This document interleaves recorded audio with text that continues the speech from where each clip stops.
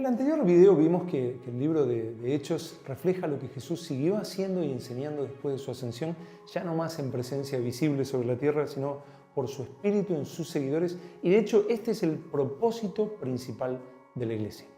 El Catecismo Mayor de Westminster explica: el fin principal y más noble del hombre es el de glorificar a Dios y gozar de Él para siempre. Esto se desarrolla de forma primaria en la Iglesia de Cristo. El pueblo regenerado y renovado en el Espíritu Santo es para alabanza de su gloria. Nuestro llamado es hacedlo todo para la gloria de Dios. En 1 Corintios 6:20 dice: porque habéis sido comprados por precio, glorificad pues a Dios en vuestro cuerpo y en vuestro espíritu, los cuales son de Dios.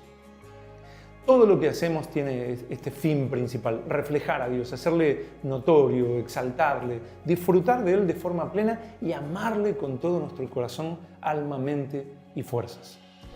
Nuestro máximo ejemplo de cómo vivir esto es Jesús. Jesús vivió su vida buscando hacer y decir lo que el Padre le mandaba hacer y decir, ni más ni menos. Decía y hacía lo que el Padre le mandaba decir y hacer.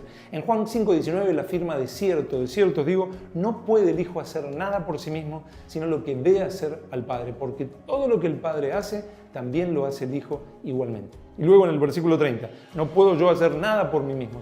Según oigo, así juzgo, y mi juicio es justo, porque no busco mi voluntad, sino la voluntad del que me envió, la del Padre. En Juan 7:28, nada hago por mí mismo, sino que según me enseñó el Padre, así hago.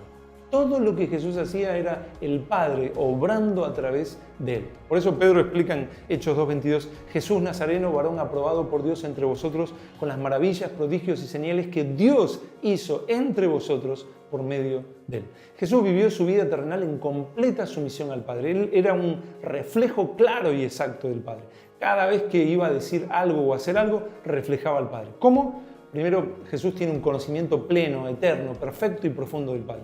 Segundo, Jesús pasaba horas y horas en comunión, en oración con su Padre, incluso antes de tomar decisiones importantes como la de escoger sus apóstoles, pasaba toda una noche en oración. Tercero, el Espíritu Santo era su plena guía y poder en todo momento para hacer y decir lo que el Padre quería que diga y haga. Incluso ya resucitado, Hechos 1:2 dice que le dio mandamientos por el Espíritu Santo a sus apóstoles.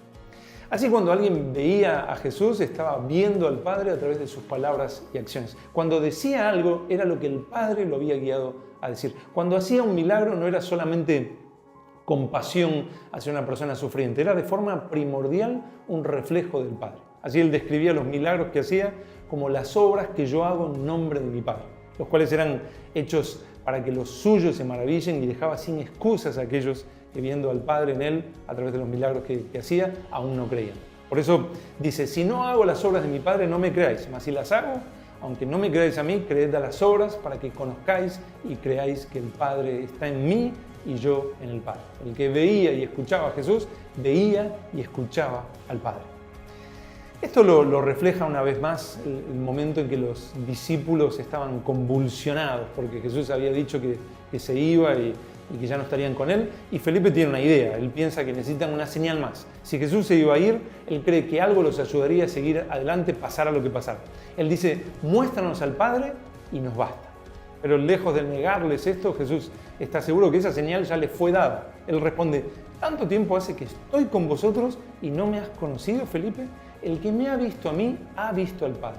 Las palabras que yo os hablo, no las hablo por mi propia cuenta, sino que el Padre que mora en mí, Él hace las obras. Así 2 Corintios 4:6 afirma que vemos la gloria de Dios en la faz de Jesucristo. Pero esto no queda ahí. Jesús, luego de responderle a Felipe de esta manera, no solo agrega una promesa realmente sorprendente. De cierto os digo que el que en mí cree, las obras que yo hago, Él las hará también, y aún mayores hará.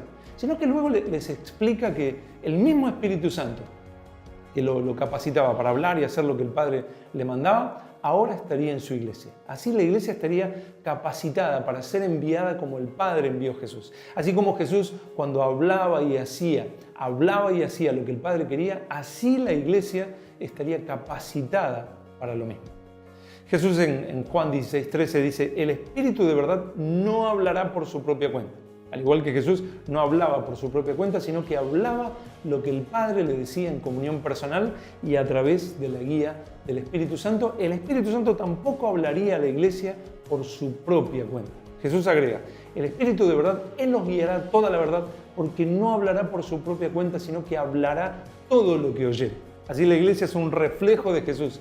Por esto Jesús dice que el Espíritu Santo en la iglesia lo glorificará y a su vez el Padre es glorificado, hecho notorio, reflejado en el Hijo. El Espíritu Santo está absolutamente involucrado en el trabajo de la iglesia de preservar y entregar las enseñanzas de Jesús. El Espíritu Santo forma el carácter de Cristo en cada creyente de manera que lo podamos imitar. El Espíritu Santo hace a través de la iglesia las obras maravillosas que hacía a través de Jesús y el Espíritu Santo es la guía en el ministerio continuo de la iglesia, en sus acciones y palabras, siendo prometido por Jesús mismo para momentos de aflicción. Mas cuando os entreguen, no os preocupéis por cómo o qué hablaréis, porque en aquella hora os será dado lo que habéis de hablar, porque no sois vosotros los que habláis, sino el Espíritu de vuestro Padre que habla en vosotros.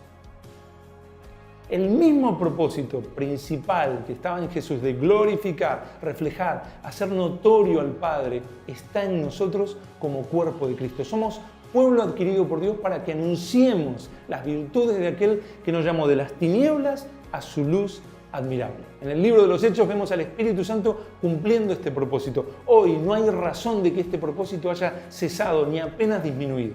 El mismo Espíritu Santo obra en la iglesia y a través de la iglesia para que Dios sea hecho notorio.